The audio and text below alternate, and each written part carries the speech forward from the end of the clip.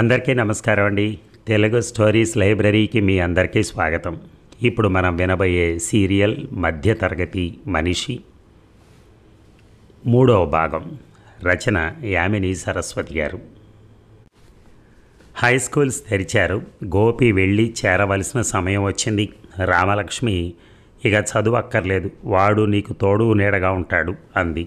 కానీ రమణ అంగీకరించలేదు. తీసుకెళ్ళి పట్నంలో 10th క్లాస్లో చేర్పించాడు. హెడ్ మాస్టర్ గారితో చెప్పి హోటల్లో చేర్పించాడు. పుస్తకాలు కొని ఇచ్చాడు, కొత్త గుడ్డలు కుట్టించాడు. అడపాదడపా అవసరానికి హెడ్ మాస్టర్ గారి చేతికే కొంత డబ్బిచ్చాడు. లెక్కల మాస్టర్ గారితో చెప్పి అవసరమైతే ట్యూషన్ చెప్పవలసిందిగా కోరాడు. 20 సంవత్సరాల వయసుకే ఆరితేరిన వాడిలా అన్ని వ్యవహారాలు పకడ్బందీగా నిర్వహించి వెళుతున్న అతన్ని చూసి ఆశ్చర్యపోయారంతా. కొడుకు విషయాలన్నీ చెప్తే రమణ చాకచక్యానికి సంతోషించింది రామలక్ష్మి.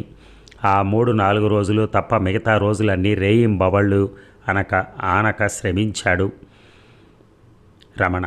మంచి విత్తనాలు కొనటంలోనూ, మంచి స్థలం చూసి నారుకు చల్లటంలోనూ, దున్నుతూ దున్నించడంలోనూ అతని వయసు మళ్ళీ అనుభవం పండిలా వ్యక్తిలా చేయించాడు. ఎక్కడికక్కడే ఎక్కడెక్కడి ఎరువు కొని ఎకరానికి 20 బస్తాలకు పైగానే ఎరువు తోలాడు. కూలీలను పంపి పచ్చి ఆకు కోయించి తెప్పించి పొలంలో బాగా తొక్కించాడు. నాటు వేళకు పొలం అద్దంలా తయారైంది. దగ్గర ఉండి నాటు వేయించాడు రమణ. ఆ రోజు బోషయ్య ఇంటి నుంచి వచ్చాక రమణ మళ్ళీ ఆ ఇంటికి వెళ్ళే అవసరం రాలేదు. వచ్చిన వాళ్ళు కాదు. చివరికి గృహప్రవేశం నాడు వాళ్ళు రాలేదు. జయంతి, చంద్రం రామాపురం వెళ్ళారు. అప్పుడు మాణిక్యమ్మ ఆరోగ్యం సరిగా లేదని రాలేదు. విశాల తల్లి వద్ద ఉండిపోవాల్సి వచ్చింది. తర్వాత ఈ 3 నెలలు రమణకు మరో లోకం తెలియదు. పొలము, ఇల్లు, నిద్ర అంతే. ఆ పొలంలో బంగారాన్ని పండించాలి. నలుగురు నవ్విన నాపచేనే పండిందని అనిపించాలి. అందరితో శభాష్ అనిపించుకోవాలి అనేది అతని ప్రధాన ధ్యేయమైపోయింది. కూలీ వాళ్లతో మొత్తం 12 ఎకరాలు నాటించాక కానీ అతనికి బరువు తీరినట్టుగా అనిపించలేదు.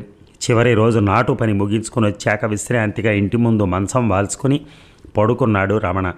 రామలక్ష్మి ఇంట్లో పనిచేసుకుంటూ ఉంది. సుడిగాలిలా వచ్చింది విశాల. వేళ కాని వేళలో వచ్చిన విశాలను చూసి కనుబొమ్మల ముడివేశాడు రమణ. అతనికి ఆమె రాకలో ఏదో విపరీతం గోచరించింది. రివ్వున వచ్చి అతని వద్ద నిల్చుని రమణ అంది ఉద్వేగంగా. పడుకున్న వాడల్లే లేచి కూర్చో విశాల, బాగున్నావా?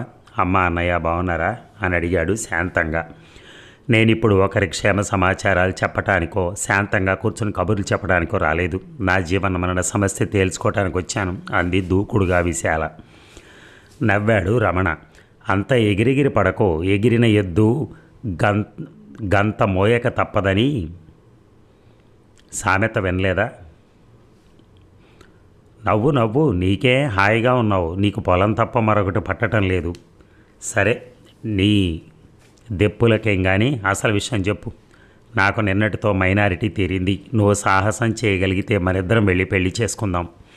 అతను ఆలోచనలో పడ్డాడు క్షణంసేపు. అంతలో మాణిక్యం వచ్చి రావడంతోనే నేరుగా విశాల వద్దకు వెళ్ళి ఆమె రెక్కపుచ్చుకొని, నీకు బుద్ధి లేదే గాడిద, పెళ్ళికి ఎదిగి కూర్చున్నావు. ఇలా పరాయి వాళ్ళు ఇళ్ళవంట పడచ్చా?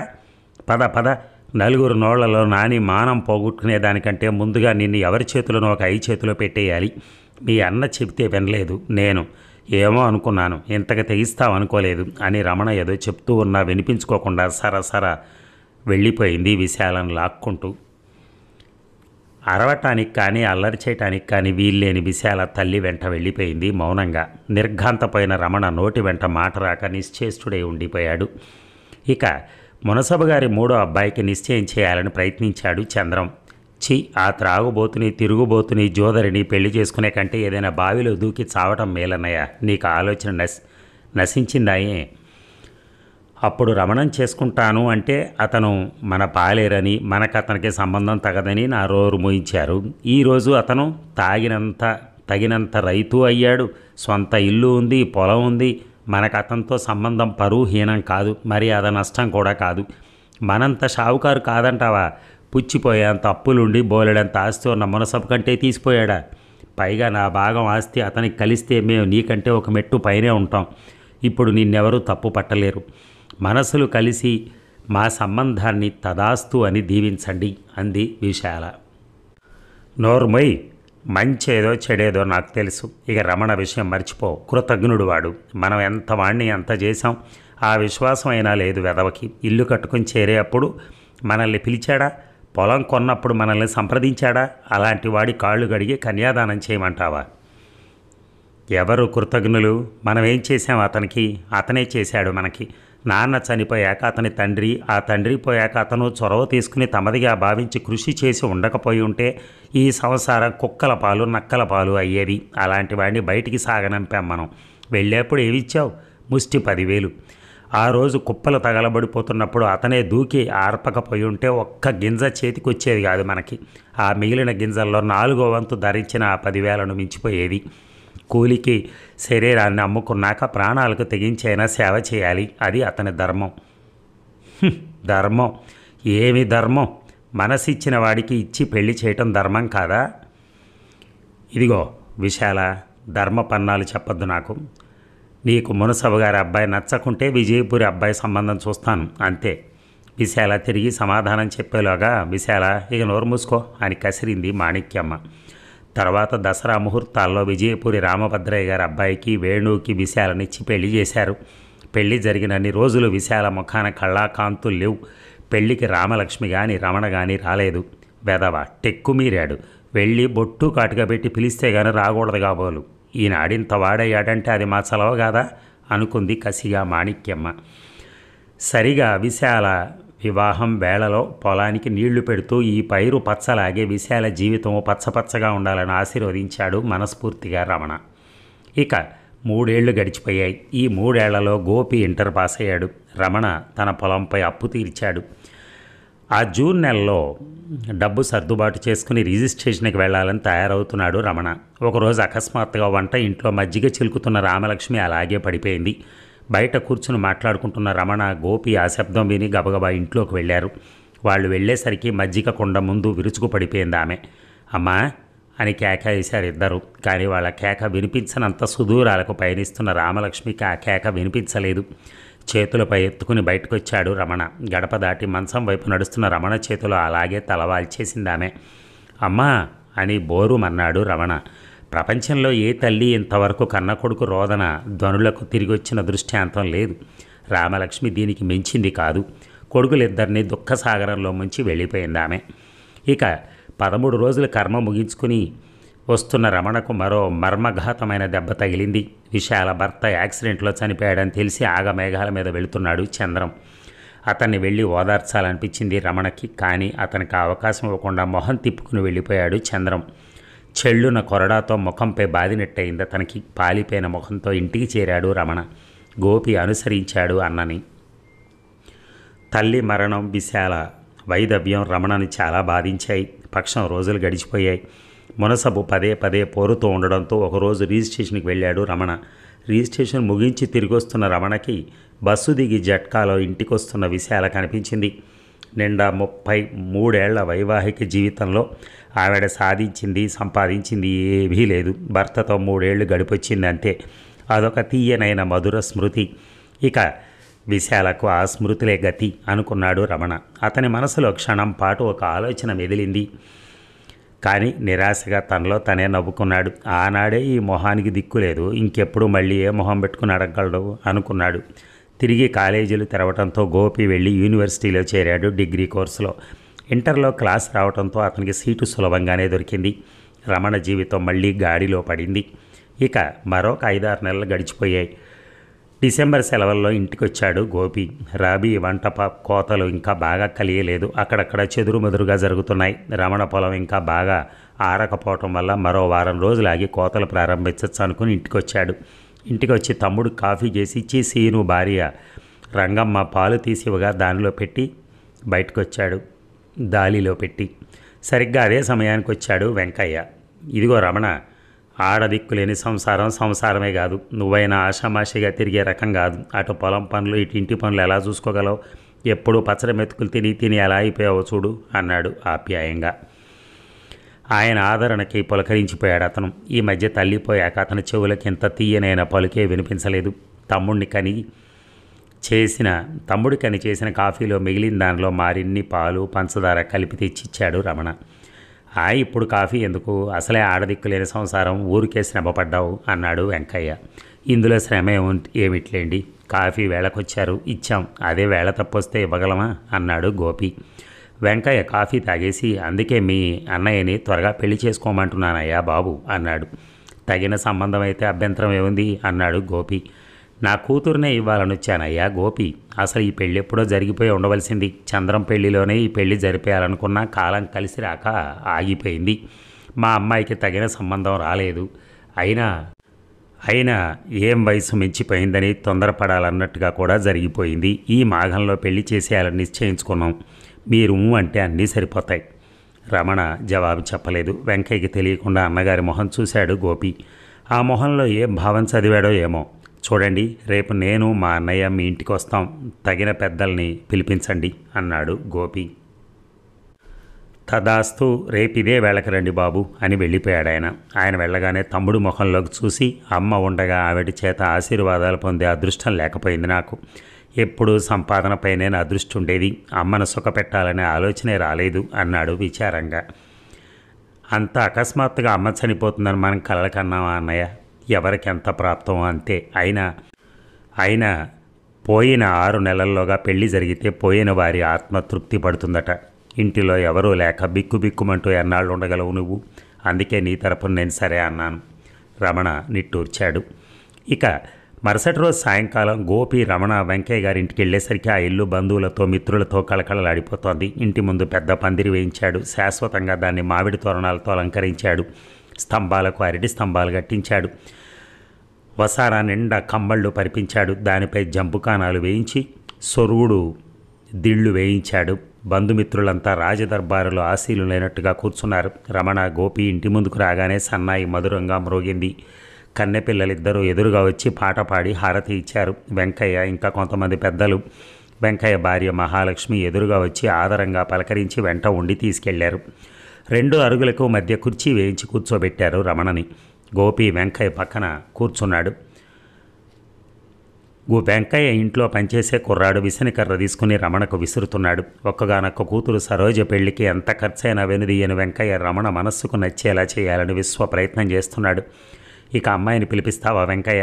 బావగారి వరుసైన ఒక వ్యక్తి జరగవలసిన కార్యక్రమాన్ని గుర్తు చేశాడు. వెంకయ్య ఇంట్లోకి వెళ్ళాడు. కొన్ని నిమిషాల తర్వాత వెంకయ్య భార్య సరోజను వెంట పెట్టుకుని వచ్చి రమణకు ఎదురుగా ఉన్న కుర్చీలో కూర్చోబెట్టింది. ఒక్క క్షణం చూశాడు రమణ. నచ్చకపోవటానికి ఏదైనా పేరు పెట్టడానికి ఏం వంకుందని, పైగా కొత్తగా చూస్తున్నాడా ఏమైనా? భూషయ్య గారి ఇంట్లో ఉన్నప్పుడు రోజు చూసిన సరోజే కదా. సరోజ, ఏదైనా పాట పాడమ్మా అన్నాడు వెంకయ్యకి తమ్ముడు వరుసైన ఒక పెద్ద మనిషి. రావయ్యా మామ, ఏమిటిదంతా? ఏదో సాంప్రదాయంగా రావాలని వచ్చాను, అంతేగాని నేను సరోజను చూడలేదా పూర్వం? ఎదురుగా కూర్చోబెట్టడం, పాట పాడించడం, నడిపించడం తెలియని వాళ్ళకి శారీరక లోపం లేదని తెలపటానికే కదా. ఇంకెందుకు ఇవన్నీ ఇప్పుడు?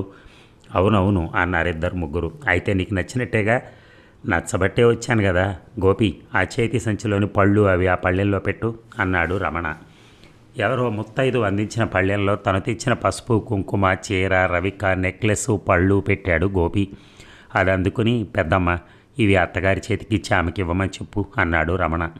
ఆమె సరోజ నుదుట కుంకుమ దిద్ది అవన్నీ చేతికిచ్చి చీరగట్టుకుని రామ్మ అంది. వెంకయ్య కూడా నూతన వస్త్రాలు ఇచ్చాడు రమణకి. ఇద్దరు అవి కట్టుకుని వచ్చారు. చూసేవాళ్ళకి అది పెళ్లి పందిరిలా, కళ్యాణ మండపంలా కనిపించసాగింది. మామయ్య, ఒక మాట చెప్తాను, వింటావా అని అడిగాడు రమణ. చెప్పు రమణ. నాకు విపరీతమైన ఖర్చులు, వ్యర్థమైన ఖర్చులు, అనవసరమైన ఖర్చులు ఇష్టం లేదు. మీకు సరోజ ఒక్కగానొక్క కూతురు. మీకు ఆమె పెళ్లి ఆకాశం అంత పందిరి, భూదేవంత అరుగు వేసి, ముత్యాల ముగ్గులు పెట్టించి, రత్నాల దీపాలు అలంకరించి, బాజా భజంత్రీలతో చేయాలని ఉంటుంది. కానీ ఈ ఖర్చు వలన నాకు కానీ మీకు కానీ ఒరిగేదేమిటి? భారీగా పెళ్లి చేశాడన్న ఒక్క మాట తప్ప మీకేమైనా వస్తుందా? ఆ ఒక్క మాట కొరకు కొన్ని వేలు దుబారా చేయడంలో అర్థం ఉందా? నిశ్చితార్థానికే ఇంత ఖర్చు చేశారు మీరు. ఈ అట్టహాసం అవసరం అంటారా? ఇంత గొప్పగా ఏర్పాటు చేస్తేనే సంతోషం కలుగుతుందా? కొన్ని సంసారాల్లో ఇప్పటి ఖర్చుతో 2 పెళ్ళిళ్ళు సులభంగా చేయొచ్చు. వ్యక్తిగతంగా మన వాళ్ళకంటే ఏం గొప్ప? నాకు ఇదంతా నచ్చదు. నీ ఇష్టాలతో నాకేం పని? ఇదంతా నా డబ్బు, నా ఇష్టం, నేను ఖర్చు చేస్తాను, చూస్తూ ఆనందించు అంటారా? మీ ఇష్టం. ఆనందించడం మాట వదిలేస్తే చూస్తూ ఉంటాను.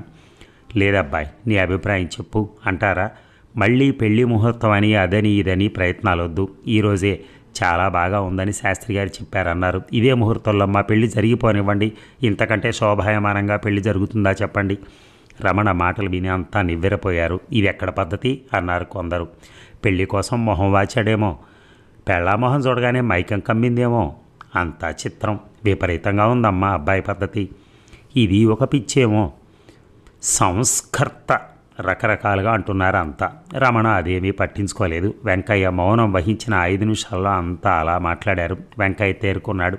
రమణ, నువ్వు చెప్పింది నిజం, నీ ఇష్టమే, కానీ శాస్త్రి గారు ఆశీర్వాదం చేయండి. ఒరే బాజంత్రీలు మోయించండి. ఇదిగో వెళ్ళి మాంగళ్యం తీసుకునిరా. శాస్త్రి గారు టైం చూడండి, బాగుంది కదా, కార్యక్రమం ముగించండి. ఇతరులు ఇంకేమంటానికి వీలు లేకుండా మరో 5 నిమిషాల్లో సరోజ రమణ భార్య అయింది. అందరికీ ఆశ్చర్యం కలిగించింది వెంకయ్యలో మార్పు. ఇక నిశ్చితార్థానికి వచ్చిన బంధుమిత్రులంతా ఆ రోజు రాత్రి సుష్టిగా తృప్తిగా విందు ముగించుకొని వెంకయ్య అదృష్టవంతుడు, ఖర్చు మిగిలించే అల్లుడు దొరికాడు. సరోజ అదృష్టవంతురాలు, యోచనాపరుడైన భర్త లభించాడు. సుఖపడుతుందనుకుంటూ ఆశీర్వదిస్తూ వెళ్ళిపోయారు. అన్న పద్ధతి గోపికి ముందు విడ్డూరంగా అనిపించినా తర్వాత ఆ పద్ధతిలో గొప్పతనాన్ని, దూరదృష్టిని గమనించి సంతోషించాడు. ఆ రాత్రికి రమణ అక్కడే ఉండిపోయాడు. గోపిని కూడా ఉండిపోమన్నారు. కానీ పశువులు ఇంట్లో ఉన్నాయి, వాటికి మేత నీళ్లు చూసుకోవాలని కదిలాడు గోపి. మనిషిని పంపుతామన్నా సరే అతను వినలేదు.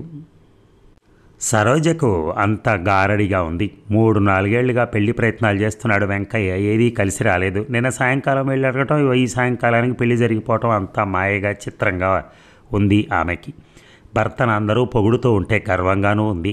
రకరకాల చీరలు తేలేదని, నగలు చేయించలేదని ఒకరిద్దరన్నా పట్టించుకోలేదు. వాటిదేముంది, అంతా మన చేతిలో ఉంది, ఎప్పుడంటే అప్పుడు చేయించుకోవచ్చు, కొనుక్కోవచ్చు అనుకుంది. ఆ రాత్రి మిగతా 2 రోజులు భర్త సాన్నిధ్యం సరోజకు రమణ ఆంతర్యాన్ని విప్పి చెప్పింది. భగవంతుడు లాంటి భర్త దొరికినందుకు మురిసిపోయింది సరోజ. 3 రోజులు కాగానే భార్యతో సహా ఇంటికి బయలుదేరాడు రమణ. చీర సారే అంటూ కూతురికి వెంకయ్య ఇస్తున్న వాటిని చూసి ఎందుకు ఇవన్నీ అనుకున్నా, పోనీలే ఆయన తృప్తి కోసం ఇస్తున్నాడు అనుకున్నాడు. మౌనం వహించాడు. ఇంటికి రాగానే తల్లి తండ్రి ఉన్న ఫోటోకి నమస్కరించారు ఇద్దరు. తర్వాత వెంకటేశ్వర స్వామి చిత్రపటానికి నమస్కరించారు. కూతురు వెంట వచ్చిన మహాలక్ష్మమ్మకు, వెంకయ్యకు, ఇంకా దగ్గర బంధువులకు ఆ రోజు విందు చేశాడు రమణ. ఆ సాయంకాలం అంతా తిరిగి వెళ్ళిపోయారు. భార్యను తీసుకుని పొలం వైపు వెళ్ళాడు రమణ. రోజా, ఇది మన పాలిటి దైవం, ఈ భూదేవి. పండితేనే నువ్వు నేను నలుగురు మనుషులను తినగలిగేది, మనగలిగేది. మనం పండించాలి, దేశానికి పెట్టాలి. మనం గట్టిగా ఉంటేనే దేశం బలంగా ఉంటుంది. నీకు భర్త సేవ ఎంత ముఖ్యమో ఈ భూమాత సేవ కూడా అంతే ముఖ్యం. మన కన్న బిడ్డలా చూసుకుని అన్నీ అందిస్తే మనల్ని కన్న తల్లిలా ఆదరించి పోషిస్తుంది. మనం నిర్లక్ష్యం చేసిన, అశ్రద్ధ వహించిన శత్రువు కంటే బలంగా దెబ్బతీస్తుంది. నాకు పొలమే తిండి, పొలమే నిద్ర, పొలం తప్ప మరో ధ్యాస ఉండదు. పండించాలి, ఇదే నా ధ్యేయం అన్నాడు. ఆ పొలంలోని మట్టి చేతిలోకి తీసుకుని చిలిపిగా అతనిపై చల్లి, మీరు ఒట్టి మట్టి మనుషులు అంది సరోజ నవ్వుతూ. వాళ్ళిద్దరి కిలకిలలతో భూమాత పులకరించింది. ఇక యూనివర్సిటీ డిగ్రీ తీసుకుని గోపి తిరిగి వచ్చేసరికి రమణ పెంకుటిల్లల్లా పక్కా ఇల్లుగా మార్చాడు. పైన ఒక గది వేయించాడు. ఆ ఊళ్ళో చంద్రానికి మేడ ఉంది. తర్వాత మేడ ఉన్న ఇల్లు రమణదే. ఇదిగో నీకెదురు తీర్చాను చూడు అన్నట్టుగా ఉంది రమణ మేడ కట్టడం. ఇంటికెదురుగా ఉన్న బయట స్థలం అమ్ముడవుతూ ఉంటే అది కొన్నాడు రమణ. అందులో పశువులకు పాక వేయించాడు. అక్కడే ఒక పంపు వేయించాడు. ఆ స్థలం చుట్టూ తాను కాపురం ఉంటే ఇంటి చుట్టూ కాంపౌండ్ కట్టించాడు. భార్యకు నగలు చేయించాడు. నగలు దాచడానికి మంచి బీరువా కొన్నాడు. ఈ మధ్య కాలంలో గోపి ఆ ఊరికే రాలేదు. మొదటి సంవత్సరం పరీక్షలు కాగానే సౌత్ ఇండియా టూర్ వెళ్తున్నానంటే డబ్బు పంపాడు. ఆ టూరు కాగానే మళ్ళీ కాలేజీలు తెరవడంతో రావడానికే కుదరలేదు. మధ్య సెలవుల్లో రావటానికి ట్యూషన్ అడ్డొచ్చింది. 2వ ఏడు సెలవులతో నార్త్ ఇండియా టూర్ వేశారు యూనివర్సిటీ వాళ్ళు. డబ్బు పంపడానికి సంకోచించలేదు రమణ. మిగతా అన్ని విషయాల్లో పరమ పిసినారి రమణ. కానీ భార్య విషయంలో, పొలం విషయంలో, తమ్ముడు విషయంలో అతని చెయ్యి కడ్డు లేదు. అది వెనక్కిపోదు. ఫైనల్ ఇయర్లో ఊపిరి తీసుకునే అంత సమయం కూడా దొరకలేదు గోపికి. ఫస్ట్ క్లాస్, ఫస్ట్ ర్యాంక్, అది అతని ధ్యేయం. ఎప్పుడు డబ్బు పంపినా రమణ చేసే మొదటి హెచ్చరిక చదువును గురించే. అందుకు తగ్గట్టుగానే చదివాడు గోపి. పరీక్షలు రాసి ఇంటికి తిరిగి వచ్చిన గోపికి ఇల్లంతా మారిపోయినట్టుగా అనిపించింది క్షణకాలం. తను పొరపాటున ఎవరింటికైనా వచ్చానా అని భ్రమపడ్డాడు. ఇదిగో తను నాటిన అశోకాలు అనుకుని గేటు తీసుకుని ఇంట్లోకి వెళ్ళాడు. సరిగ్గా అదే సమయంలో చంకతో పిల్లవాడితో బయటకొచ్చిన సరోజ గోపిని చూడగానే ఆశ్చర్యపడింది. బాగా ఎదిగి రంగు తేలి అందంగా తయారయ్యాడు గోపి. 3 ఏళ్ల నాటి మరిదికి ఈ మరిదికి పోలికే లేదు. కానీ వెంటనే గుర్తించింది ఆమె. గోపి అని పిలిచింది. చేతిలో ఉన్న సూట్ కేసు కింద పెట్టి వదినా అని ఆమె చేతిలో ఉన్న పిల్లవాడి కోసం చేయి చాచాడు గోపి. మరిది చేతికి పిల్లవాడిని అందించి అతను సూట్ కేసు తీసుకుని రా గోపి అని ఇంట్లోకి దారి తీసింది సరోజ. ఒరేయ్ చిన్నబాబు, నిన్ను చూడాలని ఉన్నా రాలేకపోయాను రా అని వాడి చెక్కిలి ముద్దు పెట్టుకుని కదిలాడు. 4 అడుగులు వేసి అరే రాస్కెల్, ఇన్నాళ్ళ నుంచి రాలేదని పనిష్మెంట్ ఏంట్రా ఇది అన్నాడు. అబ్బాయిని దూరంగా చేతుల్లో నిలిపి ఆ పని పూర్తి చేయగానే తిరిగి చంకనెత్తుకుని దొంగ వెదవ, అన్నయ్య రాని నీ పని చెప్తా అన్నాడు. వాడినిట్టా ఇచ్చి కాళ్ళు కడుక్కొని పంచె కట్టుకురావయ్యా గోపి అని కాళ్ళు కడుక్కోవడానికి అతనికి నీళ్ళు ఇచ్చి పిల్లవాడిని అందుకుంది సరోజ. విశ్రాంతిగా కూర్చుని అన్నయ్య ఎక్కడికి వెళ్ళాడు వదినా అని అడిగాడు. మీ అన్నయ్యకి ఇల్లు తప్పితే ఇంకేముంది, పొలం తప్ప. అలా చూసి రావడానికి వెళ్ళారు పొలం దగ్గరికి. మా అన్నయ్య నిజమైన రైతు బిడ్డ వదిన. ఆయనకు పొలం తప్ప మరొకటి అక్కర్లేదు. రాత్రి బొవళ్ళు అలా నిద్రాహారాలు అక్కర్లేకుండా కష్టపడిన వారికే భూమి పండుతుంది. నిజానికి ఈ ఊళ్ళో మా అన్నయ్యలాగా పండించేవాళ్ళు ఎవరు? నవ్వింది జవాబుగా. ఆమె ఇచ్చిన కాఫీ గ్లాస్ అందుకుని కాఫీ నేర్పించావా వదిన అన్నయ్యకి అని అడిగాడు గోపి. అయ్యో రామా, నా చేతనే కాఫీ మానిపించారు ఆయన. ఇదిగో నువ్వు వస్తే ఉండాలని తెప్పించారు మొన్ననే నవ్వాడు గోపి. ఆదర్శ పత్ని అన్నమాట వదినా నువ్వు.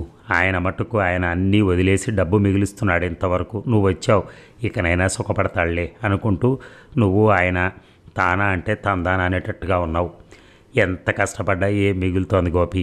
ఎంత మిగిలినా అంతా నీకు వీడికే కదా అంది కొడుకును ముద్దాడుతూ. బంగారు బొమ్మలా ఉన్నాడు రాస్కెల్ అని కాఫీ గ్లాస్ కింద పెట్టి మళ్ళీ పిల్లవాడిని అందుకున్నాడు గోపి. అరెరే, ఎప్పుడొచ్చావు గోపి అని ఆశ్చర్యంగా అడిగాడు రమణయ్య. సొంత ఇల్లు కట్టుకుని సొంత పొలం సంపాదించుకుని ఒక ఇంటి వాడయ్యాక రమణ అయ్యగా మారిపోయాడు.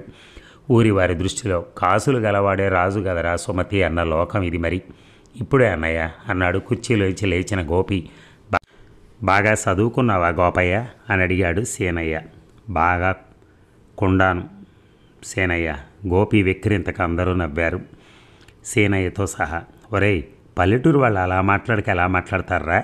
రమణ అన్నదానికి జవాబుగా గోపి, శ్రద్ధ ఉండి 4 రోజులు కష్టపడితే మనలాగే మాట్లాడచ్చు. ఒక నెల రోజులు రాత్రి పాఠశాలకు వెళితే రాయటం చదవటం నేర్చుకోవచ్చు అన్నాడు. ఈ మాటలన్నీ కడుపు నిండిన వాళ్ళు చెప్పే మాటలరా గోపి. వేకువన లేచింది మొదలు రాత్రి పడుకునే వరకు రెక్కల ముక్కలు అయ్యేలా కష్టపడితే కానీ సరిగా తిండి బట్ట అమరటం లేదు జనానికి. ఇక చదువుకునే తీరికి ఎక్కడ? వీళ్ళకి ఎలాగూ లేదు. వీళ్ళ పిల్లలకైనా చదువు రావాలి అంటే వాళ్ళు మట్టి పిసుక్కుంటేనే కానీ తిండి గింజలు దొరకట్లేదు. ఎన్ని ఫ్రీ హాస్టల్స్ పెట్టినా వీళ్ళ సమస్యలాగే ఉండిపోతుంది అన్నాడు రమణయ్య. మా ఎసయాలు ఎలక్షన్లప్పుడు తప్ప ఎవరు ఆలోచిస్తారు బాబు? మేము ఇలాగే ఉండాలా, వాళ్ళు అలాగే ఏలుతూ ఉండాలా, మా బ్రతుకులు ఇంతే నిరాశగా అన్నాడు సీనయ్య. ఆ విషయాలన్నీ మన తలకు మిచ్చినవి. కానీ ఇంతకీ పరీక్షలు ఎలా రాసావురా అని అడిగాడు రమణయ్య. బాగా రాశానన్నయ్య, ఫస్ట్ ర్యాంక్ గ్యారంటీ అన్నాడు గోపి. రమణయ్య మొహంలో తృప్తి కనిపించింది. పైర్లు అవి ఎలా ఉన్నాయన్నయ్య? బాగా ఉన్నాయి గోపి. ఎంత పండినా ఏం లాభం, ఏదో ఖర్చు పెరిగి వస్తోంది. నిరుడు ఇల్లు కట్టించాం, అంత క్రితం స్థలం కొన్నాం, ఈ ఏడు డాబా వేశాం. ఏదో ఒక ఖర్చు. కాదంటే నీకు డిగ్రీ వచ్చింది, నా కొడుకు పుట్టాడు అన్నాడు నవ్వుతూ కొడుకుని దగ్గరగా తీసుకుని. ఆ మాటలకు అంతా నవ్వారు. నవ్వుల గలగలలతో మారు మోగిపోయింది ఆ ఇల్లు.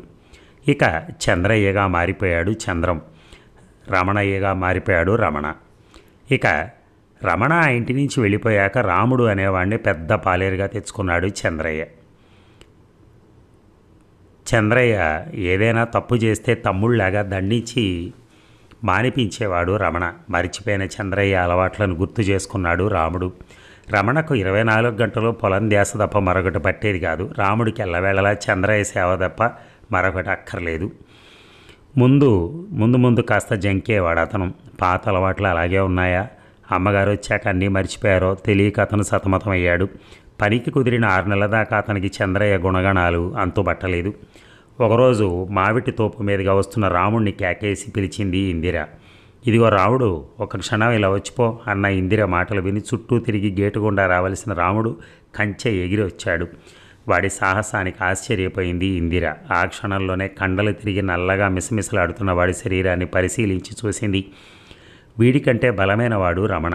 రమణ కోడె త్రాచు, అయితే వీరు కోడె దూడ అనుకుంది ఇందిర. మిసమిసలాడుతున్న వాడి శరీరాన్ని పరిశీలించి చూసింది. వీడికంటే బలమైన వాడు రమణ. రమణ కోడె త్రాచు, అయితే వీడు కోడె దూడ అనుకుంది ఇందిర. ఏ మనిషిలాగే మొరటుగా ఉన్న వాడి సంబోధనకి కాస్త అసహించుకున్నా పని పడి పిలిచింది కాబట్టి సహించింది ఇందిర. మీ అయ్యగారు ఏమంటున్నారు? తోట రాసిచ్చాడు చాలదో ఇంకా ఏమనాలా? గుండెలో దూసినట్టుగా చూసి అన్నాడు వాడు. అబ్బా, తోట రాసిచ్చాడని ఏడ్చేవాళ్లే అంతా. అసలు మీ అయ్యగారు నన్ను పెళ్లి చేసుకుంటాననేవారు తెలుసా? ఆ రమణగాడు అడ్డు రాకపోతే మా పెళ్లి జరిగిపోయేది నిరాశగా అంది. జవాబు ఇవ్వలేదు రాముడు. రాము, మీ అయ్యగారిని ఒకసారి ఇలా వచ్చి పొమ్మని కబురు చెప్తావా? కస్సుమన్నాడు రాముడు. ఏ, నేను తార్కుడుగాడిని అనుకున్నావా? నొచ్చుకుంది ఇందిర. నేను అలా అనలేదు. నిన్ను తార్పుడని నేనెందుకంటాను? రాముడు, మీ అయ్యకు నమ్మిన బంటువు నువ్వు. పాత నేస్తాన్ని నేను. మళ్ళీ మా ఇద్దరిని కలిపితే కవ్వింపుగా చూసింది ఇందిర. ఒక అడుగు ముందుకేశాడు రాముడు. ఆగాగు, అలాంటి వ్యర్థమైన ఆలోచనలు పెట్టుకోవద్దు. నేను కులానికి బోగందాన్నే. అయినా మీ అయ్యనే భర్తగా భావించుకుని అలాగే ఉండిపోయాను. అయితే ఆయనైతే ఇంకొక అమ్మాయిని పెళ్లి చేసుకున్నాడు, కానీ మా ఆడవాళ్ళకి అలాంటి అవకాశం ఎక్కడ? పెళ్లి చేసుకుంటానని ఆశలు చూపించి ప్రేమించి పాతివ్రత్యం మప్పి ఆయన దూరం అయిపోయారు. ఆ అశోకవనంలో సీతమ్మ వారిలాగా నేను ఈ మామిడి తోటలో ఆయన కోసం ఎదురు చూస్తూ ఉన్నాను. తొలి ప్రేమను ఎవరూ మర్చిపోలేరు. ఏనాటికైనా ఆయన మళ్ళీ నన్ను వెతుక్కుంటూ వస్తారనే ఆశతో జీవిస్తున్నాను. ఆయన దయ నా అదృష్టం. నా బ్రతికెలా తెల్లవారుతుందో. అడుగు ముందుకు వేసిన రాముడు అలాగే నిల్చుండిపోయి ఒక్క క్షణం తేరిపారా చూసి వెళ్ళిపోయాడు. ఆ తర్వాత సమయం చూసి అయ్యగారిని చెవిన వేశాడు ఆ మాటలు. యథాలాపంగా విన్న ఆ మాటలకు చంద్రం చలించలేదు. కానీ పదే పదే రాముడు అవే మాటలు చెప్పడం వల్ల కొద్దిగా మనస్సు కరిగింది. తనేం ఘోరం చేయటం లేదు. బాల్య స్నేహితులను ఒకసారి చూసొస్తాను అనుకుని వెళ్ళాడు చంద్రం. సంవత్సరం తర్వాత తిరిగి మామిడి తోటలో అడుగుపెట్టిన చంద్రానికి ఇందిర సానికి సంసారానికి ఉండే తేడా చూపింది. శృంగారం ఒలికించిన ఇందిర చంద్రాన్ని తన ఖాళీ మువ్వగా మార్చుకుంది. అలవాటుగా మారిన స్నేహం మళ్ళీ మంగమ్మ కోసం పరుగులు తీసింది. జయంతిని చూసి అయ్యగారిపై ఆశపట్టం వ్యర్థం అనుకున్న మంగకు మగవాళ్ల బుద్ధికి నిలకడలేదని రుజువు చేశాడు చంద్రం.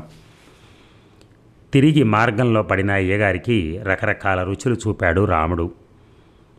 సుఖించటం తప్పు కాదని, సుఖాన్ని వెతుక్కోవటంలో దోషం లేదని నిర్ణయించుకున్నాడు చంద్రం. పట్నానికి వెళ్ళి సుఖాన్ని కొనుక్కోవటం నేర్చాడు చంద్రానికి రాముడు. ఆ విలాసాలు, ఆ విభ్రమలు చూసిన చంద్రం మరిచిపోలేకపోయాడు. కళ్ళు మిరుమిట్లు గొలిపే మెరుపు శాశ్వతం కాదని తెలిసిన కాంతినిచ్చే దీపం కంటే మెరుపుని గౌరవిస్తాడు మానవుడు. తాత్కాలికమైన ఆ విభ్రమాలకు లొంగిపోతాడు. భార్య జయంతి కన్నుగప్పి తిరగటంలో గనుడయ్యాడు అతను. సౌందర్యాన్ని వెలపెట్టి కొనటంలో తప్పు లేదని అతని బాల్య సిద్ధాంతం. ఊరికే ఏది రాదుగా అనుకునేవాడు అతను. పండే పంట తగ్గిపోయింది. వ్యవసాయంపై శ్రద్ధ లేక ఏదో పండుతోంది. భూమి ఉన్నందుకు ఫలసాయం చాలని రోజుల్లో పొలాన్ని అమ్మటానికి సంశయించలేదు చంద్రయ్య.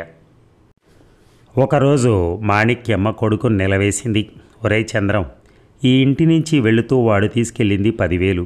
ఆ సవతి తల్లి కొంత ఇచ్చింది. దాంతో పొలం కొన్నాడు, ఇల్లు కట్టాడు, పెళ్లి చేసుకున్నాడు, తమ్ముడు చదివిస్తున్నాడు, నగలు చేస్తున్నాడు. భార్యకి సంసారం 3 పూలు 6 కాయలుగా ఉంది. బికారి రమణ అనుకున్నవాడల్లా మోతుబరి రమణయ్యగా అయ్యాడు ఈరోజు. మీ నాన్నగారు పోయేనాటికి 3-4 తరాలు కాలుపై కాలేసుకుని తింటూ బ్రతికినా తరగనంత ఆస్తి పెట్టిపోయారు. కష్టపడనక్కర్లా, ఊరికి అజమాయిషీ చేసుకుంటే చాలు, దర్జాగా బ్రతకచ్చు. అలాంటి సంసారాన్ని 5-6 ఏళ్లలో నువ్వు ఎండిన చెరువులా చేశావు. పొలాలు ఎక్కడికక్కడ బీళ్ళైపోయి తోటలు అమ్ముతున్నావు. ఏమంటే ఖర్చులు అంటావు. నువ్వు చేసిన ఖర్చల్లా ఏముంది? చెల్లెలి పెళ్ళి అంతేనా? అసలు దాని విషయం తలుచుకుంటే గుండె తరుక్కుపోతుంది. ఆ రోజు అది వాడిని చేసుకుంటాను అంది. నువ్వు నేను నీతులు చెప్పి దాన్ని తల వంచాం. తర్వాత వాడు ఒక మనిషి అయ్యాడు. ఆనాడైనా మనం తల ఊపవలసింది. మళ్ళీ దాన్ని బలిపశువం చేశాం. ఫలితంగా దాని కాపురాన్ని మంటగలిపాం. దిక్కులేందే ఇల్లు చేరింది. ఒక పండగ, పబ్బమా, సుఖమా, సంతోషమా ఏముంది దాని బతుకులో? అన్నీ కన్నీళ్లే. అమ్మా, నేనేం చేశాను, ఏం చేస్తున్నాను? నాకు ఒక దురలవాటు ఉందని అనగలవా? సంసారం ఖర్చుకి ఎంతా చాలట్లేదు. అదే ఖర్చో పంటలు పండటం లేదు. ధాన్యలక్ష్మి వాడితోనే వెళ్ళిపోయిందా అన్నట్టుగా ఉంది. నిట్టూర్చింది ఆమె. బాబు, నా బ్రతుకు పొద్దు వారిపోతోంది. కష్టమైనా మీరే అనుభవించాలి, ఉంచుకున్నా పోగొట్టుకున్నా అనుభవించేవాళ్ళు మీరే. నలుగురిలో పరువు తగ్గకుండా బతకాలని, నలుగురిలో తల వంచుకునేలా ఉండకూడదని నా పట్టుదల, అంతే. అమ్మా, నేను బోషయ్య కొడుకుని. ఆయన గౌరవానికి హాని కలిగించేటట్టుగా జీవించను. ఫలానా వారి అబ్బాయి తండ్రికి తగిన కొడుకుని అనిపించేటట్టుగా బ్రతుకుతాను. దేనికైనా కాలం కలిసి రావాలి, లేకపోతే మానవుడు ఎంత ప్రయత్నించినా వ్యర్థమే అన్నాడు. ఆలోచనలతో వ్యధతో ఇంకా ఏమీ అనలేదు ఆమె. ఇక పరీక్షా ఫలితాలు వచ్చాయి. గోపి యూనివర్సిటీ సెకండ్గా పాస్ అయ్యాడు. తల్లి ఫోటో వద్దకెళ్ళి దీపం వెలిగించి నమస్కరించి, అమ్మా, ఇది నువ్వు వెలిగించిన దీపం. నీ చల్లని దీవెన వల్ల, నీ మంచి మనసు వల్ల మేము దినదిన అభివృద్ధి పొందుతున్నాం. అన్నగా నా ధర్మం నెరవేర్చుకుంటున్నాను. తమ్ముడు కూడా విద్యార్థిగా తన కర్తవ్యాన్ని నిర్వర్తించాడు. ఈ శుభ సమయంలో నువ్వు లేవు అనే చింత తప్ప మరేమీ లేదు. పరోక్షంగానైనా నీ ఆశీస్సులు మాపై కురిపించు అని మనసారా ప్రార్థించాడు రమణయ్య. అన్నగారి పాదాలకు నమస్కరించాడు గోపి. అతన్ని భుజాల పట్టి పైకెత్తి, గోపి, చదివించినందుకు నా పేరు నిలబెడుతూ నీ పేరు నిలబెట్టుకుంటున్నావు. ఇంకా బాగా చదువు బాబు అన్నాడు కళ్ళల్లో ఆనంద బాష్పాలు నిండగా. ఇంకా చదువుతూ నిన్ను శ్రమ పెట్టలేనన్నయ్య. ఏదైనా మంచి ఉద్యోగం చూసుకుంటాను అన్నాడు గోపి. గోపి, అంత మాట నద్దు. ఇందులో నాకేమీ శ్రమ లేదు. రైతు బిడ్డగా పుట్టాను, రైతుగా బతికాను, మంచి రైతుగా పేరు తెచ్చుకున్నాను. నువ్వు అంతే. చదువు అంతం తేల్చు. నీలాగా చదువుకున్నవాడు లేడు. అన్నంతగా చదువుకో, అప్పుడు మంచి ఉద్యోగం నిన్ను వెతుక్కుంటూ వస్తుంది. చదువుకి అంతం అంటూ లేదన్నయ్య. ఎన్నేళ్ళు చదివినా ఇంకా ఉంటుంది. చదువు అనే తృష్ణకు పరిధి లేదు, మేర లేదు. పోనీ ఎంఎస్సీ వరకైనా చదువు గోపి. ఒట్టి డిగ్రీలతో ఏమొస్తుంది ఉద్యోగం? రోజుల్లో కలెక్టర్ ఆఫీస్లోనో తాలూకా ఆఫీస్లోనో గుమస్తాగా బతుకుతావా నువ్వు? వద్దు గోపి. ఎంఎస్సీ చదివి ఐఏఎస్ పాస్ అయ్యి కలెక్టరు కావాలి నువ్వు. అన్నగారి ఆదరణకి ఆప్యాయతకి పులకించిపోయాడు. గోపి కళ్ళల్లో కృతజ్ఞతతో నీళ్లు తిరిగాయి. అలాగే అన్నయ్య, తప్పక ఎంఎస్సీ పాస్ అయి ఐఏఎస్ చేసి కలెక్టర్ని అవుతాను. కానీ ఆ రోజు నీ కోరిక తీరిన రోజు నువ్వు నా కోరిక తీర్చాలి. అప్పుడు నీవిలా ఇంకా కష్టపడుతూ ఉండకుండా నాతో వచ్చి ఉండాలి మీరంతా అన్నాడు. రమణయ్య ఒడలు పులకరించింది. తను పెంచుకున్న మొక్క వెర్రితలలు వేయటం లేదు అనుకున్నాడు. గోపి, నేను మట్టి మనిషిని. నాకు ఈ మట్టే తల్లి, ఈ మట్టే తండ్రి. ఈ మట్టి వాసన నాకు సోకకపోతే నేను జబ్బు పడతాను. ఏ ఒక్కరోజైనా నేను పొలం వైపు వెళ్ళకపోతే నాకు జబ్బు చేస్తుంది. ఆ పైర గాలి, ఆ మట్టి గాలి పీల్చితేనే నేను ఆరోగ్యంగా ఉంటాను. నా జీవనాడి తెలియని మనుషులు నన్ను ఏమైనా అనుకోవచ్చు, కానీ నేను పొలాన్ని విడిచి బ్రతకలేను. నన్ను ఇలాగే ఉండని. ఎప్పటికైనా నేను మట్టి మనిషినే. అన్నగారి మాటలు విని బదులు చెప్పలేకపోయాడు గోపి. తర్వాత మరో వారం రోజులకి అన్నీ సర్దుబాటు చేసుకుని విశాఖపట్నం వెళ్ళిపోయాడు గోపి. పట్టణం వెళుతున్న గోపికి అత్తవారింటికి వెళ్ళే ఆడబిడ్డకి తల్లి అన్నీ సారెలు పంపినట్టుగా రకరకాల పిండి వంటలు చేసి సరిదిద్ది పంపింది సరోజ. ఎందుకు వదినా ఇవన్నీ అన్న మాటలకు, చాలు ఇవన్నీ తినటానికి కూడా తెలియని వాడివి, అంత పెద్ద చదువులేని చదువుతావు అంది ముసిముసి నవ్వులతో. గోపి, ఈ సంవత్సరం కూడా మళ్ళీ టూర్ అంటూ ఎటో వెళ్లకుండా సెలవుల్లో వచ్చేయి అన్నాడు రమణయ్య. తప్పకుండా వస్తానన్నయ్య. ఈ 2 నెలల్లో పినతండ్రికి బాగా అలవాటు పడిన బాబు గోపి వెళ్ళిన 4-5 రోజులు బెంగబెంగగా ఉన్నాడు. అదిగో బాబాయ్ అంటే అటే చూస్తూ పరుగున ఉరికేవాడు. గోపి కనిపించక బిక్కమొహం వేసుకుని వచ్చి తిరిగి తల్లిపై అలక సాగించేవాడు. పాపం అబ్బాయి గారిని కనిపెట్టుకుని ఉంటాడేమో ఎప్పుడు. ఆయన చదువుకోవద్దు అనేది సరోజ. బాబాయ్ అనేవాడు ఏడుస్తూవాడు. లేదులే బాబు, బాబాయ్ మళ్ళీ సెలవులకు వస్తాడుగా అని నచ్చ చెబితే ఏడుపు మానేశాడు. ఇక పక్షవాతం వచ్చి మంచంలో పడింది మాణిక్యమ్మ. జయంతికి సంసార బాధ్యతలన్నీ పైబడ్డాయి. విశాల అంటీ అంటనట్టుగా ఉండేది. ఎప్పుడూ భగవద్గీత, భాగవతమో, స్త్రీల రామాయణం పాటలో చదువుకుంటూ ఉండేది. జీవితం అంతా అనుభవించి ముదిమిలో పడ్డ స్త్రీకి విశాలతకి తేడా కనిపించడం లేదు. చంద్రయ్య మరీ నిర్వ్యాపారుడైపోయాడు. తల్లి అప్పుడప్పుడు మందలిస్తూ ఉండేది. ఇప్పుడు ఆమె మంచాన పట్టడంతో అతన్ని అనేవారే లేకపోయారు. జయంతికి భర్త విషయమే తెలిసేది కాదు. 4 గోడల మధ్య అతను చూపే శృంగారమే ప్రేమగా భావించి అతను తనంటే ఎంత అభిమానపడతాడో ఊహించుకుని అతన్ని దైవంగా భావిస్తోంది. రాముడు అయ్యగారికి అండదండగా ఉంటూ తన పబ్బం గడుపుకుంటూ చేతనైనంత వెనకేసుకుంటున్నాడు. వాడికి అయ్యగారి నడికి ఒక 5 ఎకరాల మాగాణి పొలం రాయించుకోవాలనుంది. గాలికి పోయిన పేలపిండి కృష్ణార్పణం అన్నట్టు ఎవరికి దక్కింది వాళ్ళకి. తనేం పాపం చేశాడు అనుకుని అవకాశం కోసం ఎదురు చూస్తున్నాడు రాముడు. ఇక ఎంఎస్సీలో చేరాడు గోపి. అతనికి స్కాలర్షిప్ కూడా వచ్చింది. హాస్టల్లో చేరాడు. ఆ సంవత్సరం యూనివర్సిటీకి కొత్త అందం వచ్చిందన్నారు. అందాన్ని అభిమానించి ఆరాధించే కుర్రవాళ్ళు. జగన్మోహిని అవతారం యూనివర్సిటీ చదువు నేర్చుకోవాలని వచ్చిందన్నారు కొందరు. సినిమా వాళ్ళు చూస్తే లక్షల లక్షలు ఎగరేసుకుపోతారన్నారు కొందరు. మెరుపుతీగ నడక నేర్చిందన్నారు కొందరు భావుకులు.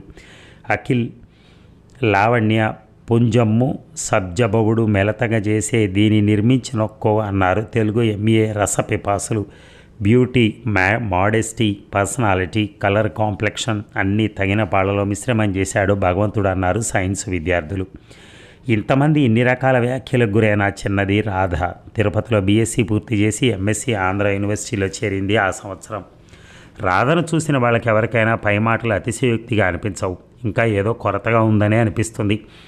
ఉత్తరాయణ సంక్రమణ వేళలో సూటిగా పడే సూర్యకిరణం లాంటి నాసిక ఇద్దరి శుక్రులు ముఖబింబంలో అమరారా అన్నట్టుగా ఆ నాసికకి ఇరువైపులా ఉండే కళ్ళు, విశాలమైన నుదురు, మొనతేలిన గడ్డం, శిల్పి చెక్కినట్టుండే శరీరం కళ్ళు తిప్పుకోనివ్వవు. నాగరికత కాదని ముఖం తిప్పుకోవాల్సిందే కానీ ఆమెను చూస్తూ అహర్నిశలో గడపచ్చు. అపర ప్రవరాఖ్యుడిగా పేరు పొందిన గోపి కూడా రాధను చూసిన క్షణంలో బ్యూటిఫుల్ అనుకున్నాడు. ఆ రోజు ప్రొఫెసర్ ఏం చెప్పాడో అతను బుర్రకెక్కలేదు. ఇక వెంకయ్య చనిపోయి 2-3 ఏళ్ళయింది. అతని కొడుకు రామశేషు సొంతంగా వ్యవహర్త అయ్యాడు. అతను రమణయ్య కంటే కాస్త పెద్దవాడు. అతడు ఉన్న ఊళ్ళోనే పెళ్లి చేసుకున్నాడు. 3 పిల్లల తండ్రి అయ్యాడు. పట్టణాలు తిరిగి చదువు అంతో ఎంతో చదువుకున్న రామశేషుకి వ్యవసాయంపై మోజు కలగలేదు. భూమినంతా పాలేళ్ల చేతిలో పెట్టి వడ్ల వ్యాపారం ప్రారంభించాడు. ముందు కమిషన్ వ్యాపారంగా మొదలైంది అతని వ్యాపారం. అందులో రుచి మరిగి 2 ఏళ్లు గడవగానే సొంతంగా వ్యాపారం చేయసాగాడు. తండ్రి ఉండగానే ప్రారంభించిన వ్యాపారం 3 పువ్వులు 6 కాయలుగా అభివృద్ధి చెందసాగింది. ఏమైతేనే బ్రతుకు తెరువులకి అనుకున్న శివయ్య కొడుకు మార్గానికి అడ్డు రాలేదు. వడ్ల వ్యాపారం వల్ల బియ్యం వ్యాపారంగా మార్చాడు. తండ్రి పోయాక చిన్న షెడ్డు వేయించి అందులో మర వేయించి బియ్యం ఎగుమతి ప్రారంభించాడు రామశేషు. లారీలుగా బియ్యం ఎగుమతి ప్రారంభించాడు. పొరుగు రాష్ట్రమైన తమిళనాడులో రామశేషు బియ్యం వ్యాపారం ముమ్మరంగా సాగుతోంది. అతను మద్రాసులో చిన్న బ్రాంచ్ లాంటిది ఏర్పాటు చేసుకున్నాడు. అతనికి డబ్బు యావ పట్టుకుంది. పొలాలు, ఇళ్ళు కొనాలని కాదు, ఉన్న ఇల్లుని అధునాతనంగా తన అభిరుచికి అనుగుణంగా కట్టించుకున్నాడు. ఉన్న పొలం చాలు. రోజు రోజుకి చట్టాలు మారాయి. ప్రభుత్వంలో ఎక్కువ పొలం ఉండడం కూడా మంచిది కాదనేవాడు. అప్పుడప్పుడు వినిపించే భూస్వామ్య సంస్కరణలు అన్న మాట వినటం వల్ల. అందువల్లే చంద్రయ్య కాలువ కింద పొలం అమ్ముతానని బేరం పెడితే తనకు అక్కర్లేదని చెప్పి పంపాడు. మళ్ళీ కబురంపిన చంద్రయ్య కనీసం రమణయ్యకైనా అమ్మి పెట్టమని చెప్పి పంపాడు. ఇప్పుడు ఆ పని మీదే బావ వద్దకొచ్చాడు రామశేషు. రా బావారా, ఎలా ఉంది వ్యాపారం? ఏం వ్యాపారంలే బావా, ఒట్టి ప్రయాస తప్ప పైసలు మిగలట్లా. ఆయన అన్నట్టు దమిడి ఆదాయం లేదు, గడియ పురసత్తు లేదు. అరుగు మీద కూర్చుని స్తంభానికి చేరగిలబడన్నాడు రామశేషు. ఎందుకు వచ్చిన శ్రమ బావా, శుభ్రంగా వ్యాపారం మానేరాదు, వ్యవసాయం చూసుకో. అదే కదా బావా దీంతో వచ్చిన చిక్కు. ఈ గడ్డలో పడిన కుక్కకి అదే వైకుంఠం. మన వ్యాపారంలో దిగాక మరొకటి రుచి ఉండదు. ప్రయాణానికి అలవాటు పడిన ప్రాణం, రకరకాల తిండికి బానిసైన నాలుక, ఇంటి పట్టున ఎలా ఉండగలం? అందుకే మానలేక ఏదో చేస్తున్నాం. ఖర్చులు గెడుతూ ఉన్నంత వరకు వదలలేను కదా. నవ్వాడు రమణయ్య. బావా, నేనే నీతో పోటీకి రానులే కానీ అసలు ఈ ఊళ్ళో వ్యాపారం చేద్దామన్న అవి ఎవరికి లేదు. ఫెర్టిలైజర్స్ తెచ్చి ఇస్తున్నావు, అందులో కొంత లాభం, తిరిగి వసూలులో కొంత లాభంగానే వాళ్ళతో ధాన్యం కొంటావు, దాన్ని జిన్నింగ్ చేస్తూ మిల్లు ఖర్చులు రాబడతావు. ఇక బియ్యంలో వచ్చేదంతా లాభమే కదా. ఏదో లేదు, తింటున్న మనిషి తాను తింటున్నానని ఒప్పుకుంటాడు ఎక్కడైనా. ఎన్ని చెప్పినా వ్యవసాయానికి అన్నీ తగ్గే కదా. అది మాత్రం నిజం. మేం పండించింది మీకు లేదు, ప్రజలకు లేదు, ప్రభుత్వానికి లేదు. సిగరెట్ ముట్టించి గట్టిగా దమ్ము పిలిచి, ఇదిగో వ్యవసాయం చేసుకుంటున్న నువ్వు ఎలా ఉన్నావో చూడు, వ్యాపారంలో ఉన్న నన్ను చూడు, ఈ సిగరెట్లు చట్టుబండలు వ్యాపారంలో దిగాకే నేర్పారు అన్నాడు రామశేషు. నవ్వాడు హాయిగా రమణయ్య. ఒక నిమిషం ఆగి, బావా నీతో కాస్త పనుండి వచ్చాను. డబ్బు ఏమైనా కావాలా? అప్పుడప్పుడు వ్యాపారంలో సర్దుబాటు చేసుకోవడానికి డబ్బు తీసుకెళ్తూ ఉంటాడు. అతను చెప్పినట్టుగా తిరిగి టెన్షన్గా ఇచ్చేస్తూ ఉంటాడు. దాంతో ఏ చిక్కు లేని రమణయ్య బావకు సర్దుతూ ఉంటాడు. అన్నగారి గొంతు విని గ్లాసు నిండా కాఫీ తీసుకుని వచ్చింది సరోజ. పలకరింపుగా నవ్వి కాఫీ గ్లాస్ అందించింది. ఇదిగో అది ఇంకో అలవాటు అని అందుకున్నాడు రామశేషు.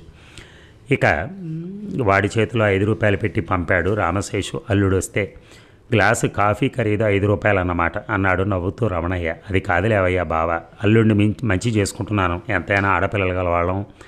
అబ్బా, మా వాడికి మీ అమ్మాయి వద్దయ్యా, మీ సంబంధం మాకు అక్కర్లా.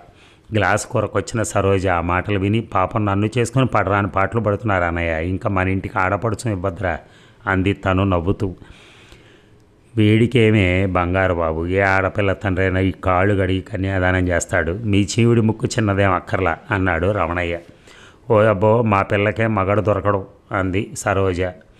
ఇదిగో సరోజ, రాసి పెట్టుంటే తప్పిస్తామా, నా కూతురు పేర 5 ఎకరాల తోట 10,000 ఫిక్స్డ్ డిపాజిట్ ఉన్నాయి, నాకున్నది ఒకటే కూతురు, దానికి ఆస్తి అయినా పెళ్ళాడతాడు వీడు, దాని ఆస్తి కోసమైనా అని మేనలుడు బొగ్గ గిల్లాడు. నాకేం వద్దు అని తల్లి చంకనెక్కాడు బాబు. చూసావా అన్నట్టు మళ్ళీ సిగరెట్ ముట్టించాడు రామశేషు. బావా, అతిగా తాగొద్దు, ఒళ్ళు చెడిపోతుంది అన్నాడు రమణయ్య. ఇదిగో బావా, తాగేవాడు ఎవడైనా లిమిట్గానే తాగాలనుకుంటాడు, కానీ రుచి కైపు అతన్ని ఆగనివ్వవు, తాగుతూనే ఉండేటట్టు చేస్తాయి, వీటి రుచి అంతే అని అన్నట్టు అసలు విషయం వదిలేసి వ్యవహారంలో పడ్డాం. నువ్వే చెప్పులే బావా, వ్యవసాయంలో ఎంత వెనకేసావేమిటి? నా బొంద ఏం మిగులుతోంది బావా, మొదట కొన్నప్పుడు పొలం మీద అప్పు చేసి తీర్చాను, అదే మిగులు, ఈ ఇల్లు కట్టాను, అది మిగులు, ఆ పాక కొన్నాను, అది మిగులు, తమ్ముడిని చదివించాను, వాడి డిగ్రీ మిగులు, మీ చెల్లి నగలు అంటూ ఉంటే చేయించాను, అవి మిగులు. బాగుంది బావా నువ్వు సంభాషణ, ఏమి మిగలనట్టే మిగిలించావుగా అన్నీ, ఇంతకీ డబ్బే లేదంటావు అన్నాడు. ఒట్టు, అదెందుకులే, నీకు ఇంతవరకు ఏదో ఒక బరువు అంటూ ఉంటే కానీ మిగల్చలేవు, నీ భూమి విరగబడదు, అందుకే నేను కార్యం పైన వేసుకొని వచ్చాను. రైసు మిల్లు కడుతున్నావు అన్నాను. కొంపదీసి నన్ను వాటా కలపమంటావేంటి? నాకు అక్కర్లేదు బాబు, ఉన్నది చాలు, వ్యాపారంపై మోజు నాకు లేదు, అయిన వాళ్లతో డబ్బుతో పేచీలు ఎందుకు, నీదంతా ఊహాగానమే, పూర్తిగా వినవు కదా అని మన చంద్రయ్య కాలువ కింద పొలం అమ్ముడు పెడుతున్నాడు, నన్ను పిలిచి తీసుకోమన్నాడు. వ్యాపారం నాకు చాలు, పొలం అక్కర్లేదన్నాను.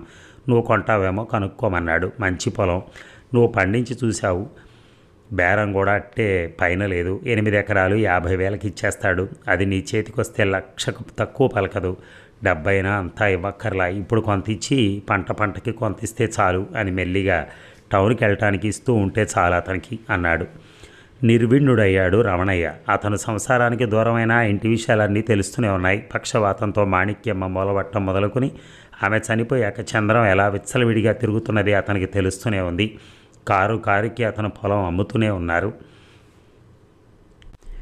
అది విశాల భాగం కదా అని అడిగాడు రమణయ్య. అవును, ఇంకా చంద్రయ్య పేర చెరుకు తోట తప్ప ఏమీ లేదు, అంతా దానాల కింద విక్రయాల కింద ఖాళీ అయిపోయింది. చెల్లెల్ని ఏరికోరి అంగీకరింపజేశాడు.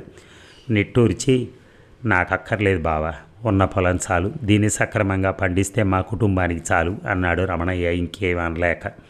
బావా, అవును బావా, ఇంకా పొలం కొనే ఉద్దేశం లేదు నాకు, అత్యాశకి వెళ్ళి ఉన్నది పోగొట్టుకోవటం నాకు ఇష్టం లేదు, ఇది మంచి అవకాశం బావా, నీ కట్టే కష్టం కూడా ఉండదు.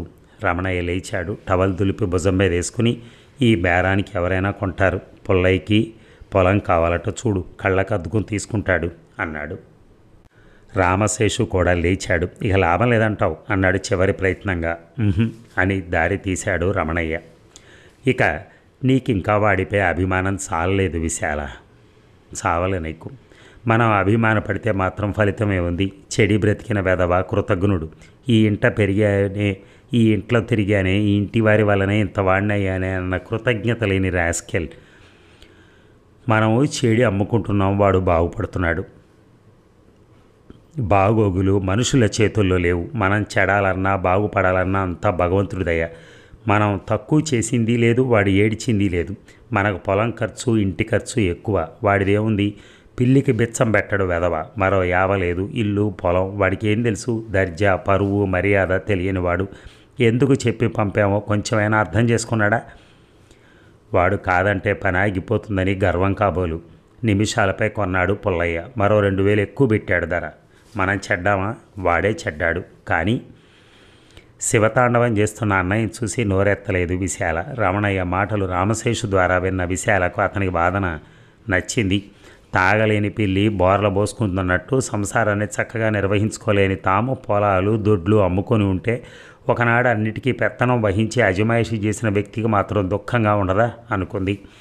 అందుకే చంద్రయ్య అరుపులకు జవాబు చెప్పలేదు విశాల. డబ్బు అందిన రాత్రే భార్యతో సహా మద్రాసు బయలుదేరాడు చంద్రయ్య.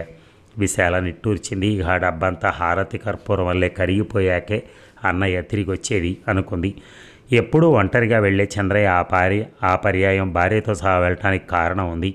పెళ్ళై ఇన్నేళ్ళైనా ఇంకా వారికి సంతానం కలగలేదు. పట్నం తీసుకెళ్లే లేడీ డాక్టర్కైనా చూపించి పరీక్ష చేయించాలని అతని ఉద్దేశం.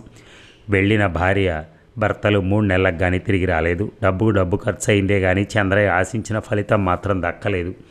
నిశ్చయంగా జయంతి తల్లి కాబోదని తేల్చి చెప్పారు డాక్టర్లు. ఒకరికి నలుగురిని సంప్రదించిన అదే మాట చెప్పడంతో నిరాశతో తిరిగి వచ్చాడు. పరంధామయ్య గారి సంసారం కూడా పలచబడింది. కొడుకుతో భాగాలు పంచుకున్నారు ఆయన.